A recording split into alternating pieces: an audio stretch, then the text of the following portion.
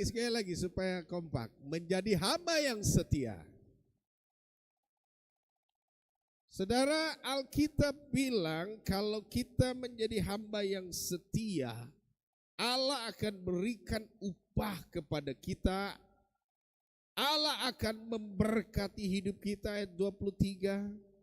Allah akan mewujudkan kita segala hal.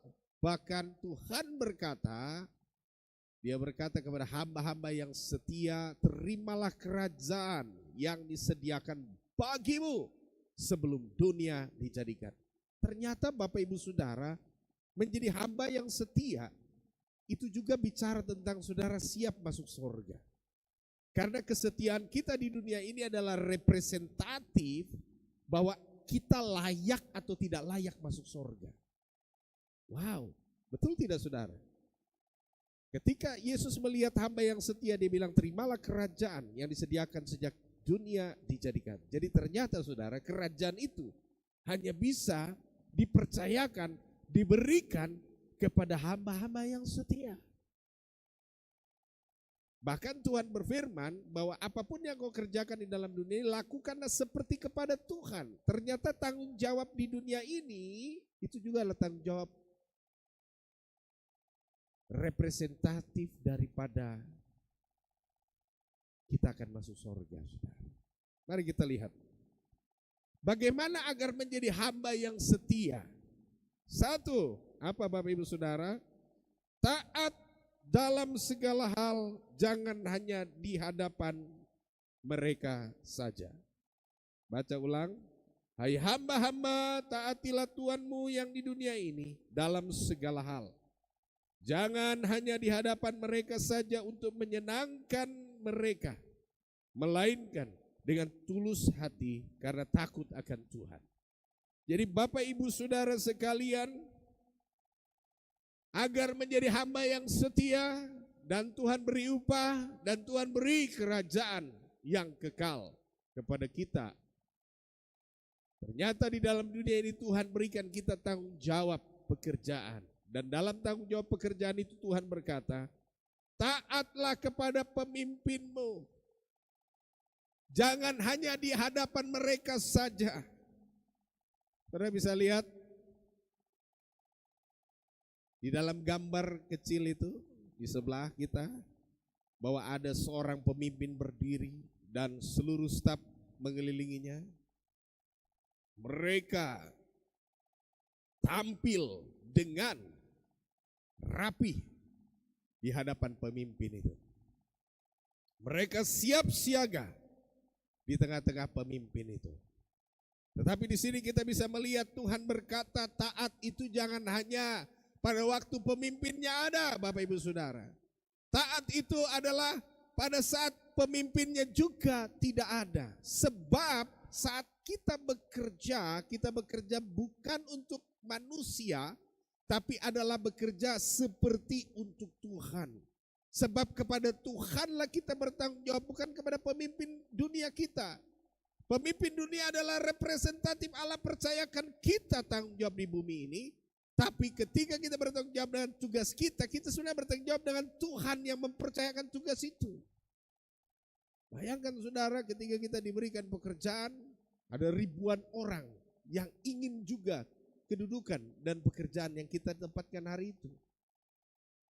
Bayangkan saudara, ada begitu banyak orang yang sangat mengidam-idamkan, mencita-citakan segala hal posisi kita hari ini. Ya.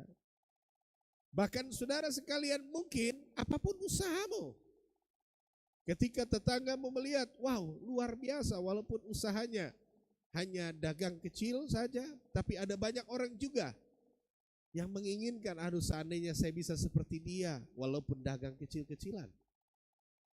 Jadi saudara, semua orang menginginkan kedudukan posisi apapun yang kita sedang miliki hari ini, bahkan sekecil apapun pekerjaanmu hari itu. Ya, mungkin aku sebagai penyedia jasa di tempat di mana bekerja. Namun ada orang lain yang lewat melihat engkau sedang bekerja, mereka juga menginginkan. Seandainya saya bisa bekerja seperti itu. Jadi saudara, apapun pekerjaan kita, ada banyak orang yang merindukan bagian itu. Oleh sebab itu saudara, menjadi tanggung jawab kita, kalau kita dipercaya Tuhan, lakukanlah seperti kepada Tuhan. Jangan saat ada pemimpin tidak ada, tidak mau mengasihi Tuhan. Bahkan saudara, ketika kita diberikan tugas, tanggung jawab, mandat, jadwal. Jangan hanya karena jadwal. Tapi sekalipun saya tidak dijadwal, sekalipun saya tidak diberikan tugas, sekalipun saya tidak diberi mandat, saya tetap setia. Itu adalah hamba yang setia. Saya percaya saudara, hamba yang setia adalah hamba yang tidak peduli ada atau tidak ada, tugas atau tidak tugas, dia tetap setia. Dan kepada hamba-hamba yang setia itu saudara, Tuhan bilang akan ada upah bagi orang itu. Bahkan upah yang paling besar adalah dipercayakan kerajaan yang kekal yang disediakan sebelum dunia dijadikan. Kerajaan kekal itu hanya diberikan kepada orang-orang yang setia di bumi ketika dia dipercayakan tanggung jawab saudara. Yang kedua, Alkitab bilang ayat 23, mari kita buka sama-sama ayat 23. Apapun juga yang kamu perbuat, perbuatlah dengan segenap hatimu seperti untuk Tuhan dan bukan untuk manusia. Jadi ternyata saudara, yang kedua menjadi hamba yang setia menurut firman Tuhan adalah hamba yang bekerja segala sesuatu yang dikerjakan seperti kepada Tuhan, bukan kepada manusia yang memerintah dia. Orang yang melakukan pekerjaannya dengan seperti kepada Tuhan, istilah dunia keren hari ini adalah bekerja dengan excellent. Apa itu bekerja dengan excellent? Excellent adalah orang yang bekerja dengan pencapaian melampaui standar. Jadi ada standar SOP dari pekerjaan itu, tapi dia kerja di atas SOP. Dia kerja dengan excellent, dengan super baik ya, sangat baik, sangat excellent, sangat sempurna, melebihi daripada standar yang diperintahkan kepadanya. Itu excellent. Dan orang-orang yang melakukan itu, Tuhan bilang kepadamu diberikan upah, bahkan kerajaan yang kekal. Saudara lihat dalam sejarah Alkitab, orang-orang yang melakukan pekerjaan excellent. Daud, orang yang mengerjakan pekerjaan excellent. Musa, mengerjakan pekerjaan yang melampaui kemampuan manusia. Dia pergi ke atas puncak gunung Sinai.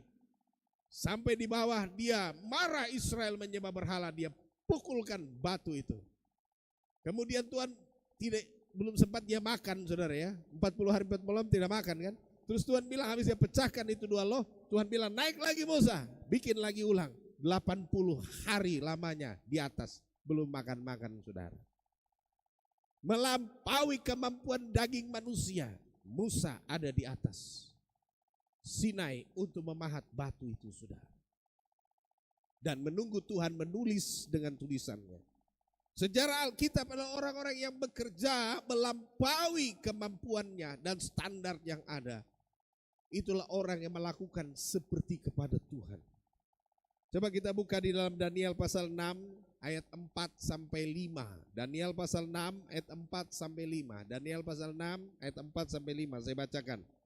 Maka Daniel ini melebihi para pejabat tinggi dan para wakil raja itu. Karena ia mempunyai roh yang luar biasa dan raja bermaksud menempatkannya atas seluruh kerajaannya. Kemudian para pejabat tinggi dan wakil raja itu mencari alasan, dakwaan terhadap Daniel dalam hal pemerintahan. Tetapi mereka tidak mendapat alasan apapun atau suatu kesalahan sebab ia setia. Dan tidak didapati suatu kelalaian atau suatu kesalahan padanya. Pada masa pemerintahan Darius, orang-orang yang ada di kerajaan itu cemburu dengan jabatan Daniel. Bagaimana caranya Daniel ini kita buang dia ke gua singa. Tidak ditemukan dalam hal pemerintahan, dalam hal suatu kesalahan apapun yang dia buat di pemerintahan itu. Daniel bekerja dengan sangat excellent, melebihi, kata firman, melebihi pejabat tinggi yang ada di pemerintahan itu. Inilah sifat seorang yang benar-benar melakukan segala hal seperti untuk Tuhan. Kalau kita melakukan segala hal ini seperti untuk Tuhan, orang mau jatuhkan kita dari segi pemerintahan apapun, orang mau jatuhkan kita dari segi pekerjaan kita, tidak akan bisa, saudara. Daniel ingin diuji kompetensinya, ingin diuji kesalahannya dalam hal pemerintahan. Tidak ditemukan sedikit pun kecacatan, kekurangan. Kenapa? Karena Daniel ketika dia bekerja, ini kan dia tempat dia kerja ini, saudara, adalah tempat pemerintahan yang tidak percaya Tuhan, yang tidak menyembah Allah Israel. Ya. Tempat kerjanya adalah tempat kerja orang fasik. Tapi Daniel ketika dipercayakan tanggung jawab pemerintahan, dia kerja seperti untuk Tuhan meski tempat itu tempat orang fasik. Dan apa yang terjadi, saudara? Karena sifat Daniel melakukan segala sesuatu dalam pemerintahan seperti untuk Tuhan Elohim yang percayakan dia masih hidup. Karena sementara pada waktu itu banyak sekali orang Yahudi yang mati, dibantai. Dan dia diberoleh kasih karunia untuk bisa kerja di pemerintahan itu. Dan dia kerja dengan sungguh-sungguh di pemerintahan itu. Maka orang dengan niat jahat ingin menjatuhkan dia, ingin membunuh dia, ingin menghancurkan dia, menjebak dia dengan segala sistem yang ada di pemerintahan. Tidak dapat dijumpai kesalahan apapun dari Daniel. Maka apa yang terjadi? Hanya karena urusan ibadahlah Daniel dijebloskan ke dalam gua singa. Hanya urusan ibadah saja Daniel tidak bisa diatur. Sehingga dia dijatuhi hukuman, dibuang ke gua singa. Tetapi kita bisa belajar, saudara, dari cerita ini. Bahwa orang yang setia, hamba yang setia, Daniel yang setia adalah seorang apa? Yang mau bekerja dengan excellent, seperti kepada Tuhan. Jadi apapun yang saudara kerjakan, kalau engkau melayani, melakukan pekerjaan yang Tuhan percayakan dengan sangat excellent, wow, Tuhan akan berkati hidupmu, saudara. Kita tidak boleh iri hati dengan keberhasilan orang lain. Kadang kita iri hati dengan keberhasilan dia. Sama-sama pekerjaan yang sama bidang yang sama, kok dia lebih unggul? Coba lihat, teliti dia, ikuti cara hidupnya. Mungkin ada yang berbeda dari cara dia berkomunikasi. Cara komunikasi juga menentukan berkat, saudara. Ada banyak orang cara berkomunikasi juga nggak bisa mengikuti arus yang baik, maka yang terjadi, saudara, dari cara komunikasi yang salah, dia tidak memperoleh berkatnya. Tapi coba lihat orang-orang sukses, orang-orang yang hebat. Saudara lihat saja. Contoh begini, kita tahu Alfamart, kita tahu Indomart adalah apa? Sebuah tempat perbelanjaan yang baru di Kota Sorong. Tapi kenapa orang senang masuk Alfamart, Indomart dibanding dengan Saga, dibanding dengan supermarket yang lain? Karena supermarket yang lain ketika mereka datang, para pengunjung ini datang, mereka cuek-cuek, acuh tak acuh. Coba saudara datang di semua gerai Alfamart, Indomart yang baru buka di Kota Sorong ini. Selamat datang di Alfamart. Mari belanja bersama dengan kami, ya kan? Betul enggak?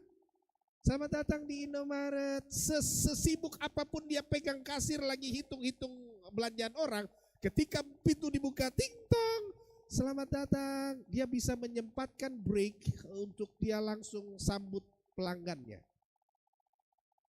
Ya, bagaimana ini bisa terjadi? Ini adalah suatu sistem yang dibuat untuk menghadirkan, ya, untuk merebut hati dari semua. Saya percaya saudara, ketika ini ada, dan saudara apapun di bidang usaha saudara, sesibuk apapun saudara, begitu ada sesuatu, sambut dengan baik, dengan ramah saja. Itu berkat datang buat saudara. Ya. Apapun usahamu, ya, mungkin ada yang sedang berusaha, lah buka-buka usaha baru, coba saudara buat begitu, buka kios mungkin, selamat datang di toko kami, mau belanja apa gitu. Saudara, sambutan itu saja itu luar biasa saudara. Ya, saya waktu pernah kalau di Jakarta kita naik Grab saudara, waktu masuk langsung dia bilang gini, selamat datang Pak. Ya, bagaimana kabarnya? Di pintu mobil sudah tersedia air minum, silakan Bapak. Ada permen juga diambil. Tempat sampah kita ada di belakang. Ya ampun, saya bilang luar biasa spesialnya orang ini. Saya senang sekali, keluar langsung saya kasih tips, tambah 5.000 saudara. Hanya karena bagaimana dia menyambut pelanggan dengan begitu excellent saudara, yang terbaik, melebihi daripada Grab yang lain, sehingga saya tidak tanggung-tanggung, saya kasih 5.000 tambah sedikit. Haleluya. Walaupun 5.000 tapi telah bentuk penghargaan saya buat aqua yang saya minum. Bayangkan saudara, spesial. Saya percaya kalau saudara mau diberkati Tuhan, menjadi hamba yang setia, dipercayakan tanggung jawab yang besar ke depan, menjadi Daniel masa kini, belajarlah excellent dalam setiap kerja saudara. Saya percaya ini firman bukan buat saudara saja, tapi juga buat saya yang mendengarkan hari ini. Kita semua harus belajar menjadi pribadi-pribadi yang excellent saudara, mulai di tahun 2026 ini. Ya, mulai sapa saudara, semua orang. Mulai sapa. Shalom, shalom. Dari kata shalom, sapaan saudara saja, itu sudah menggelegar di hati banyak orang saudara. Ya. Belajarlah untuk selalu melakukan yang terbaik, melebihi standar rata-rata orang Sorong. Lanjut saudara, yang ketiga, hamba yang setia menurut Alkitab, yang Tuhan berikan upah, yang Tuhan berikan kerajaan yang disediakan sebelum dunia diciptakan baginya, adalah hamba yang setia, yang tidak mengejar upah. Coba kita baca saudara.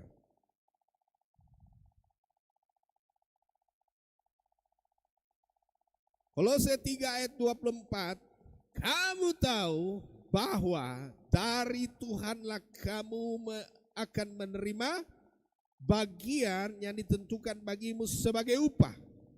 Kristus adalah Tuhan dan kamu hambanya. Jadi Tuhan kita yaitu Yesus Kristus, dia tahu kesetiaan kita di bumi ini. Meski kita tidak mendapatkan upah yang layak dari pemimpin kita, dari kepala, dari bos, dan siapapun yang mempekerjakan kita, tapi kita excellent, kita setia, kita melakukan ketaatan kita seperti kepada Tuhan, maka Tuhan yang adalah Tuhan kita, yang di sorga akan datang dan memberikan upah itu kepada kita. Jadi hamba yang setia adalah hamba yang tidak mengejar upah. Hamba yang setia adalah hamba yang tidak mengejar upah, saudara. Karena kalau kita hanya mengejar upah itu saudara kadang berlari dari kita. Tapi waktu kita cari Tuhan, maka segala kekayaan kelimpahan itu datang kepada kita. Cari Tuhan, saudara. Ikuti Dia. Hidup di dalam Dia. Cari Dia dengan apa? Setia dengan apapun yang Tuhan percayakan. Saya tergerak sekali kemarin kesaksian dari Bapak Profesor Dr. Orgenes Iji. Ya, kebetulan saya diundang dan dia bersaksi, saudara, dia mau sekolah D3 di Sumatera sana kah? Di mana kah? Sumatera atau di Sulawesi? Saya salah dengar, apa kecil soalnya ngomong, pokoknya di luar. Dan orang tua waktu itu kasih dia uang 100.000. Dia pinjam tas katanya, taruh pakaian-pakaian di dalam tas itu. Dia pinjam tas orang lagi, bukan tas sendiri. Ya, mungkin keluarga punya. Lalu pas sudah dengan kapal, bapak dia bilang begini, anak, bapak ada taruh uang di kampu tas itu 100.000. Ya, akhirnya dia naik kapal, saudara. Di kapal itu karena tidak beli tiket baru kena denda bayar 7.000 katanya. Terus karena tidak ada tiket apa begitu kena denda lagi jadi 15.000. Nah, sisa dari 85.000 rupiah itulah dia sekolah, saudara. Dan puji Tuhan bisa selesai D3 dan pulang daftar pegawai di Kabupaten Sorong.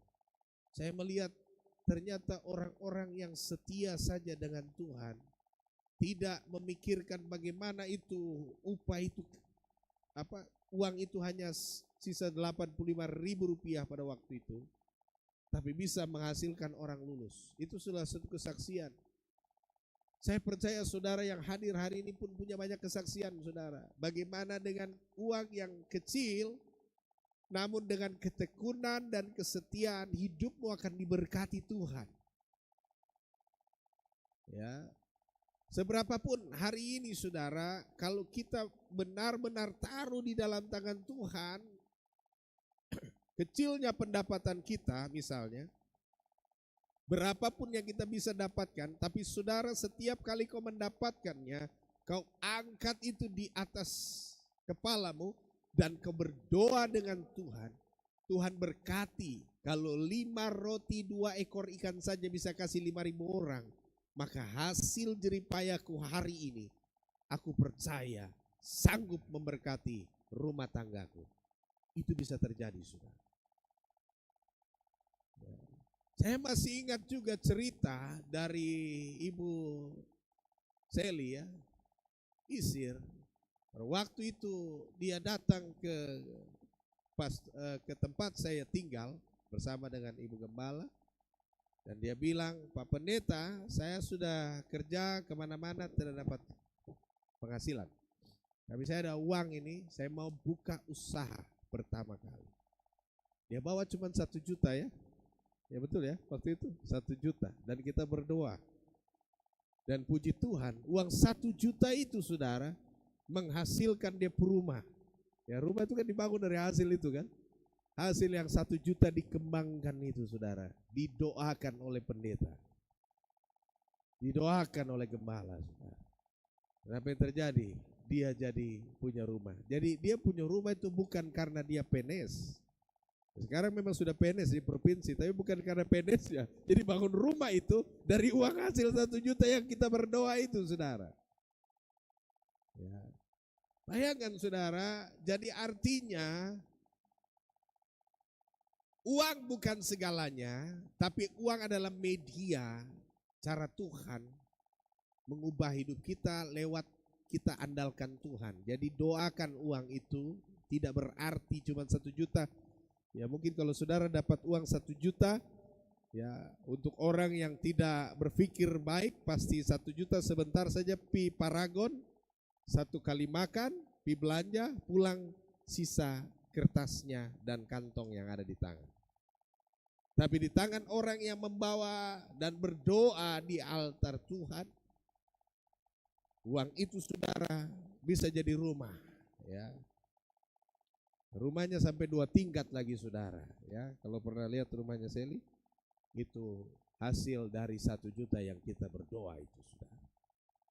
Jadi hamba yang setia adalah hamba yang tidak mengejar uang. Jadi jangan cari uang, jangan kejar uang, saudara, tapi kejar Tuhan. Cari Tuhan saja. Kita tidak kejar uang, tapi kejar kesetiaan dalam bekerja. Kita kerja bukan untuk uang. Kita kerja untuk Tuhan melihat bagaimana kesetiaan kita dalam melayani Tuhan. Berkatnya nanti datang, mengalir dengan sendirinya. Berapa banyak dari kita yang bekerja mengejar uang, uang lari dari kita. Tapi waktu kita cari Tuhan, uang yang kejar kita, saudara. Sekarang mau pilih uang kejar kita atau kita kejar uang, saudara. Kita kejar uang, uang lari, saudara. Dan kita kejar Tuhan, uang yang kejar kita, saudara. Jadi lebih baik cari Tuhan, jangan kejar uang. Ya. Hari Minggu saya bersyukur hari ini kalau saudara hadir dalam ruangan ibadah ini, karena saudara tidak kejar uang, tapi kejar Tuhan. Amin. Ya. Jadi tahun 2026 jangan kejar uang, saudara. Aktivitas apapun dari jam 9 sampai jam 11 hentikan. Pertemuan apapun, urusan adat, urusan keluarga, urusan apapun, stop dulu. Gereja yang utama, karena saya mau kejar Tuhan supaya cuman bayangkan, cuman dari jam 9 sampai jam 11 saja cari Tuhan, saudara akan melihat bagaimana Tuhan datangkan berkat dalam hidupmu. Ya. Kejar Tuhan, saudara. Cari Dia. Maka saudara, upah akan datang dari Tuhan. Tuhan tahu mengerjakan segala hal, Dia tahu orang yang setia. Kemudian yang keempat, hamba yang setia adalah hamba yang tahu dan sadar bahwa kesalahan pasti ada akibatnya. Jadi seorang hamba, saudara saya bacakan, hamba itu pasti dia tahu bahwa segala sesuatu yang kalau dia buat salah, pasti ada hukuman dari Tuhan. Saya baca sekali lagi. Untuk lebih memahami sebaiknya kita baca dari awal saja. Kolose 3 ayat 22 sampai 25. Saya baca ulang perlahan-lahan supaya memahami bagian terakhir ayat 25. Hai hamba-hamba, taatilah Tuhanmu yang di dunia dalam segala hal. Jangan hanya di hadapan mereka saja untuk menyenangkan mereka, melainkan dengan tulus hati karena takut akan Tuhan. Apapun juga yang kamu perbuat, perbuatlah dengan segenap hatimu seperti untuk Tuhan dan bukan untuk manusia. Kamu tahu bahwa dari Tuhanlah kamu akan menerima bagian yang ditentukan bagimu sebagai upah. Kristus adalah Tuhan dan kamu hamba-hambanya.